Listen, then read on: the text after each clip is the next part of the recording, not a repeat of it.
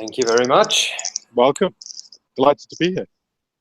Yeah, it's a pleasure to meet you, Indy. We have Likewise. heard a lot about you. Oh, no. We are very keen to have you here in our beautiful city. I'm really honored to be talking to you, actually, and I think it's a really interesting conversation to be having. So, yeah. Yeah, the idea is that what will happen if people with different expertise, of course, the topic is what will happen if an architect, an actor, an engineer, and a scientist get together, what will the result be? But we can extend it to what if a group of experts, each expert in their own field, what if they get together? What sort of future can they create? Absolutely. And I think the reason why I'm delighted to be part of this conversation is that absolutely. Because I think one of the big challenges and big questions we face is that increasingly, in a way, science is telling us a different future to what our institutional infrastructures are able to cope with. So science is telling us a view of the world that our conceptions and our ideas of the world are no longer in match. And I think this is a really interesting moment. In a way, we live in a world where it has been proved the world is round, but we are still operating like the world is flat. And I think there's increasingly a disjunction between science and people's perception of reality. And I think we live in that really interesting moment when actually we're going to get this massive realignment occurring, and that's a really key issue. Whether it's in the kind of we seem to be able to think we can deny climate change as a result of politics. We seem to be able to imagine the human body as a sovereign entity in a world where we know the human body is increasingly a symbiotic entity, massively interdependent and relational, and the idea of sovereignty and consciousness is a more complex act and a more relational act than we've ever imagined, because we're still objectified and caught in the idea of the object body, and the kind of defined idea of the physical body. So I think there's a really interesting moment that our science and our understanding of the world, structural understanding of the world, is now completely at odds with our cultural understanding and our kind of civic, social, cultural understanding of how our world operates. And I think those are moments of massive revolution. So I think it's really interesting to be having this sort of conversation. Absolutely, I totally agree. What I would like to add as a sort of amendment to what you said is that partially I think that our science is being driven by economics, and our economics have always been this sort of individualistic sovereignty entity that you say, the same thing that you say about our body. It's been the economy who has dictated us, or who has pushed us to that, and now that economy, that's economic model is not relevant in now and in future, and we are in the verge of changing that. And our science is going to be impacted by absolutely. But you could argue that our economic model, or the idea of the individual and the consumer as an individual, is actually a kind of late, what I would call sort of manifestation of Newtonian enlightenment, where we the kind of idea of the in vitro, being able to understand the world through isolating certain acts and certain things. And the consumer is a fundamental manifestation of that scientific ideology, or a kind of a way of seeing the world, which actually science has consistently disproven or actually evolved further away from. Yet our economic social model hasn't really transcended yet. We still live in the world of public and private, this kind of illusion of what is public and private, whereas in a systems and relational world, public and private is a very, very different conversation. These are industrial ideas of an industrial notion of the world, and the idea of something can be in vitro and isolated versus something is interdependent. And I think what's really fascinating for me is that in a way the science is increasingly there. We know that our mind is not the thing in our brain. The mind is actually a relational product. We know that even actually neuron cells, they're not all here. There's 68 million neuron cells around my heart. There's neuron cells in my gut. We know that even the kind of infrastructure of thinking isn't physically there, but is actually in our mind, is a much more relational product. So what's happened is that our conceptual structures of society are now actually fundamentally disassociated from science and no longer reflective. And I think that's a massive opportunity for actually reimagining some of the core things, like, I mean, fundamentally, you and I could be talking about the notion of truth, because in a way, truth has become this kind of objectified idea, whereas science would say truth is not an object, truth is the act of discovery, and it's a hypothesis verified and rediscovered, and continuously we're in the process of discovering truth. It's not an object reality, because we never, who's to say in 40 years' time, as a result of quantum entanglement, we end up realizing that space and time are mere illusions, but actually there's something more powerful going on a meta level that is beyond our current perception. So we're always in this continuous act of discovery. Yet we've kind of lived in this semiotic world of truth as an object. And I think we're starting to break some of these things up, and that requires quite a different idea of society and civilization. And even the notion of democracy might need to be re-examined when you start to put in a different discourse. And I think we're living in a moment of in a moment of massive change and massive opportunity as a result of that. No, absolutely. That is actually going to be in a very near future that we will see massive changes, because a lot of things are changing, and our perception of reality and truth, and what are the borders between them, what is that science can give us and what is that science cannot define for us, is getting there. Before we were like, yeah, we are 100% scientific people, that we will just want to follow science, or we were like, no, we don't believe in science. But now the notion of getting them together, combining a life that science stands on one side and helps the rest of the humanity to go further, is there. We are getting into that look that science will find its place, but at the same time, our notion, our co-creation, and our habits will not be just dictated by science, but it will be affected by other factors for a long time after Industrial Revolution, and maybe after the Second World War, the biggest industrial production in human history. We kind of were dominated by what was given to us as pseudoscience, what was given to us by industry, and we were like, yeah, whatever they say. But now we have learned that collectively we have a collective knowledge, and that is not only science, that has something to do with our background, that has something to do with our history, that has something to do with our culture. And now we have started digging them up and see, oh yeah, co-creation, co-funding, these used to be in human society before. We just thought that that's bad.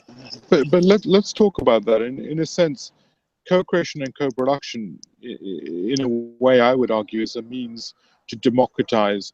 It's fundamentally an agency of democratization.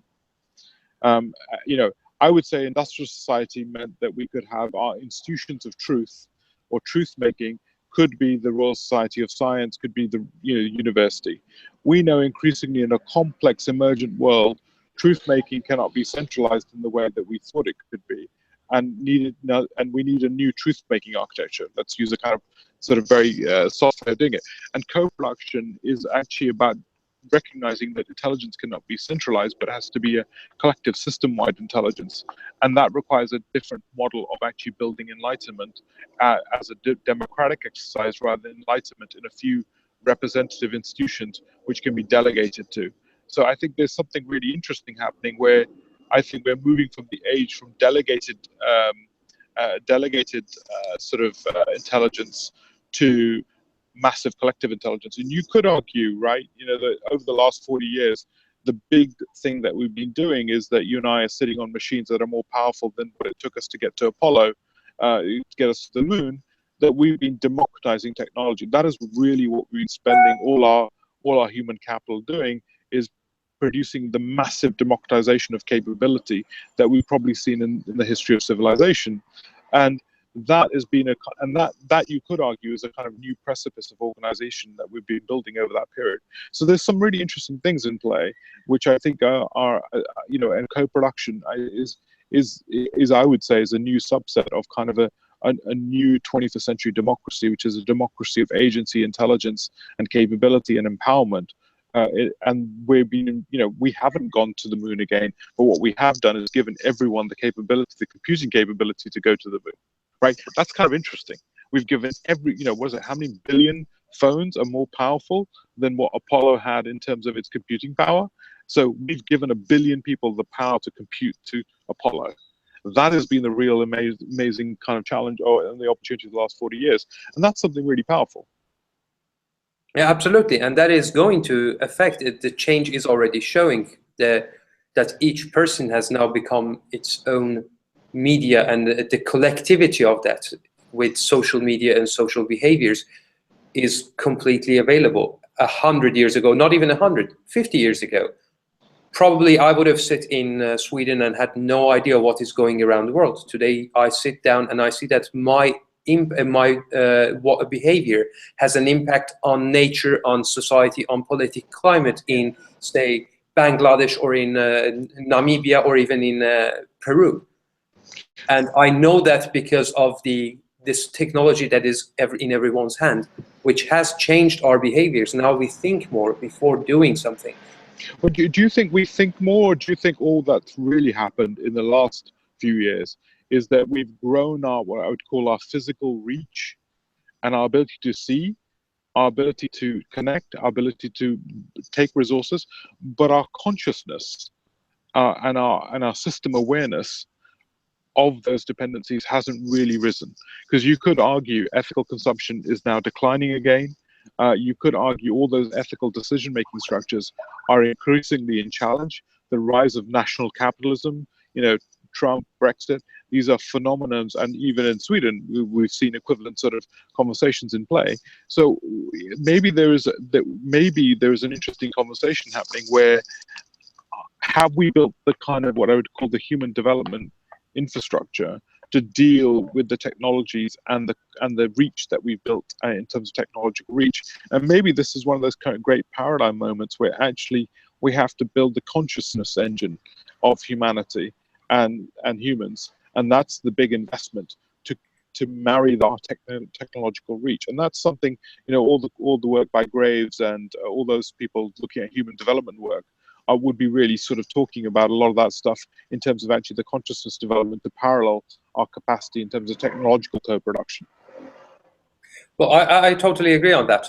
What I can add to it is that what we have come forward. I mean, yeah, you can say that the rise of national capitalistic is going forward, but at the same time, if one looks at it, we are really at the edge of the change, and that is what scares people. Absolutely. And that's why Trump or similar to him are getting into power, because one part, Trump and his group, are promising that we are going to give you what we had, what is before, what was, what's something that something that your parents or your grandparents have already experienced. What the majority of innovative and think tankers provide people is that this is the vision no one has ever been to. Absolutely. It's kind of like, for me, it's kind of like that moment in the history that Russians and Americans were trying to win the space race. They failed several times, but for them it was like, we are going this way that no one has ever in the history gone. And the result was, moon landing. Maybe the future that we are talking about not be moon landing in per se, but the result of it for humanity, maybe that has something which is bigger. But let's be critical of ourselves as well in this moment. So I would say that if we sat in a conversation with people like other people, say Peter Thiel, right? So his critique would be, and his critique I think is spot on. His critique would be that we are what I would call unintentionally optimistic.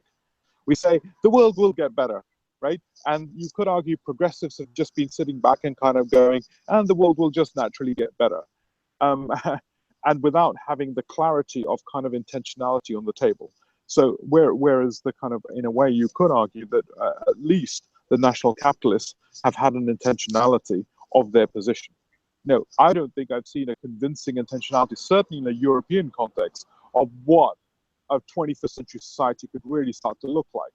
Most progressives are now effectively are trying to argue for some form of libertarianism and some form of maintenance position on liberty and freedom, but we've not seen any really progressive, radical moves that push us forward.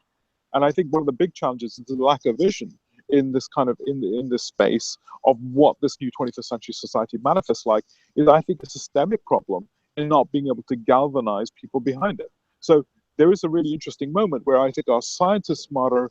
I think the kind of, in a way, technology is doing what it said it would do, and consumerism is doing what it said it would do, which was massive dispersal of technological capability. Yet I think our vision capacity and our capacity to articulate complex futures has actually suddenly been undermined because we've become pacifists to a pseudo idea of a market, when actually the reality is the market isn't that. Market is built intentionally, and we have an intentional capability to be able to dream a moon landing. We have the intentional capability to say that every human being will have the power of kind of, 200 IQ points and 200 emotional intelligence points, because we're going to dream a much more sophisticated future. We're going to intentionally break apart ideas of public and private and talk about, and from government to governance, we can intentionally do things at a scale that we haven't imagined before. Yeah, that's totally true. Unfortunately, what you say, that our conscious, and mostly what I can say that is the institutional conscious, is still not there. It's not ready for a radical move, mainly because, yeah, they want to be in the power, or they want to still be on the driver's seat. And for being on the driver's seat, you can't really come with a promise of, yeah, we are going there, but there is not a vision that I can clarify for all of you. This is what we want, but how we are going to get there is not probably an easy way. If one looks at, for example, the history of social democracy in Europe, when they started taxing people and that was a revolutionary idea at its own time. Absolutely. And it took a lot of resistance from both sides, not just the rich people. The poor people were also against it because it changed their behavior. And the politicians who were implementing this, they were kind of hated for their work. But then later on, it paid off. And yeah, I agree. Probably I want to have something for today, because we say that a bird in the hand is worth two in the bush. Absolutely. That is our problem. Our conscience is still stuck to that yeah, today I have this one bird, I want to stick to it. So absolutely what you say is completely right. And I think what I find scary as Europeans, right, is the lack of intentionality. I think, say if we're in Norway, which is one of the largest sovereign wealth, say we're in Norway, which is the largest sovereign wealth fund in the world, or second largest maybe. I think the capacity of us to be intentional and dream radical futures has been entirely evacuated to a quasi-bureaucratic sort of preservation idea. And we've sort of, and I think this is what, and we've become obsessed by misunderstanding democracy. We've become obsessed by things that actually, and I think this is one of the big wake-up calls at a European level, is how do we really talk about a renaissance of kind of the European context without a deep intentionality around that future? And the hard figures are really interesting. So what is it? The European Union in the next 30 years becomes 7% of global GDP at the current rate, which is what it's looking like, as opposed to 19% where it is. We talk about in terms of population, it becomes much smaller in terms of actually its population influence. So yet we're at such a prime moment. Europe is probably the last bastion of a functional democracy or a near functional democratic infrastructure. It's the last bastion of institutional thickness and institutional infrastructure of the scale and quality which hasn't been compromised.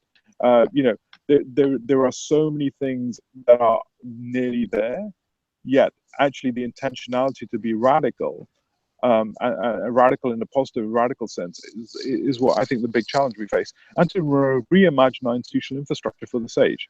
That's the key thing. We have to start to reimagine our institutional infrastructure for that I totally agree. Otherwise, our infrastructures and our social infrastructures are not going to be helpful in, say, 10 years from now. They are not going to be functional.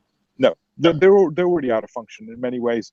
Most of our corporate economy, most of our governance architectures, most of our, are actually out of date and out of time. Corporate still create externalities in a world where regulation is an outdated idea of control, which is basically based on linear projection of externalities, which can be predicted by the state. Where does not deal with a complex world.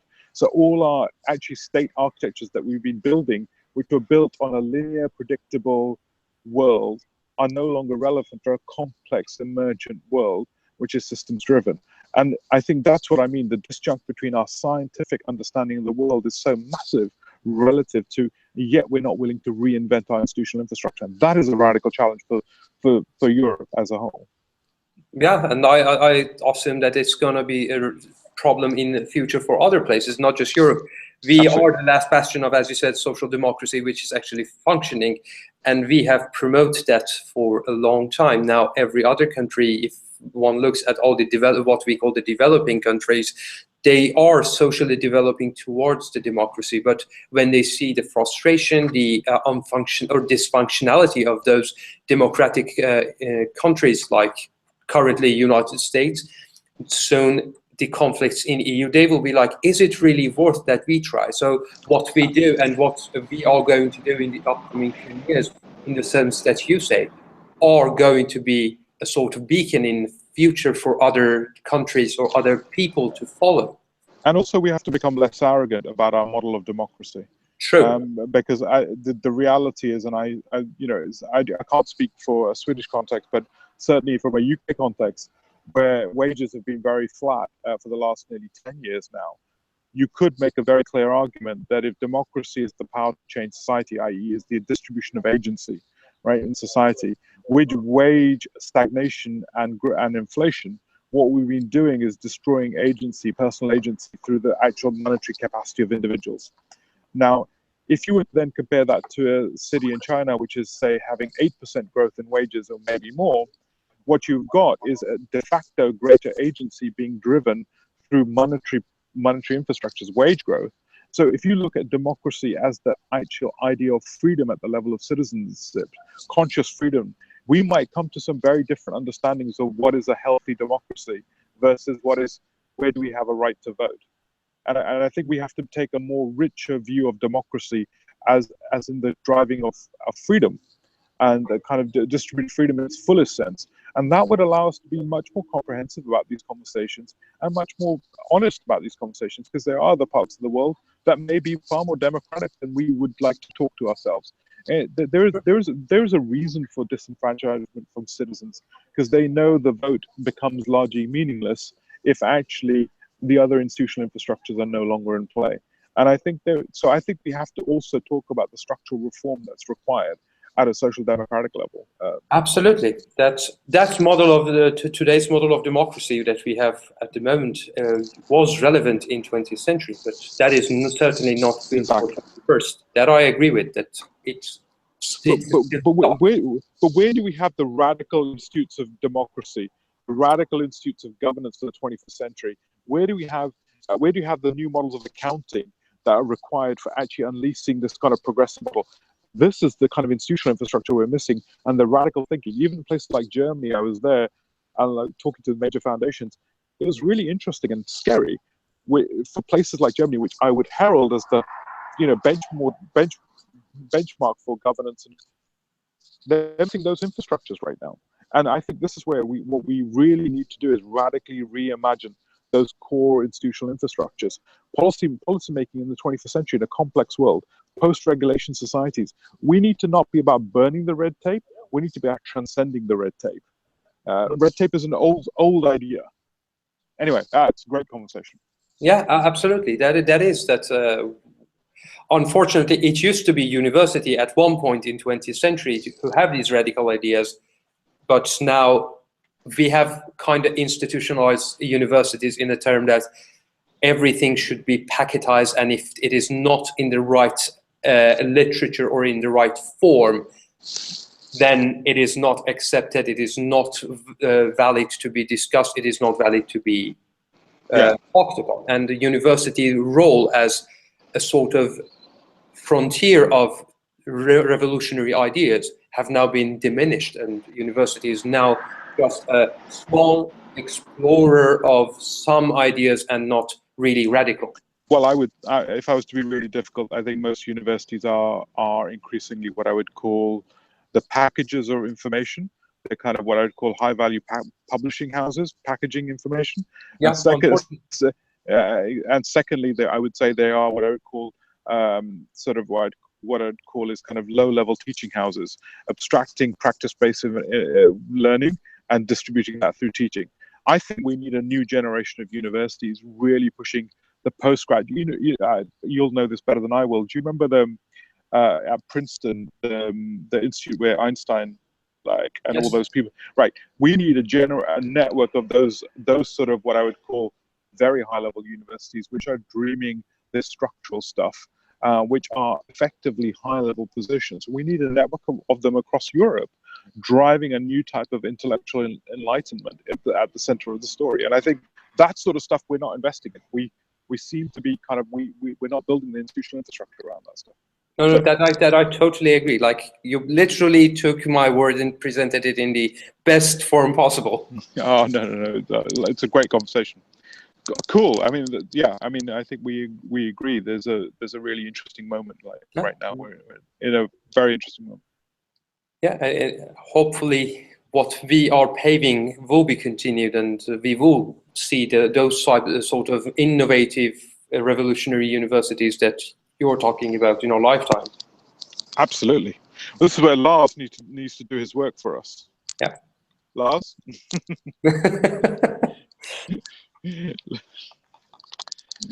Cool. Yeah. So that was a very good pleasure to meet you and have this discussion with you. I really enjoyed it, and as said, I can't really wait to see you here in Sundsvall next week and have a longer discussion about what we talked today and other topics that certainly are going to be lifted up. I look forward to it as well. Yeah. Me too. I wish you a very pleasant day and see you soon. Thank you. Cheers. Yeah, cheers. Bye. Bye. Bye-bye.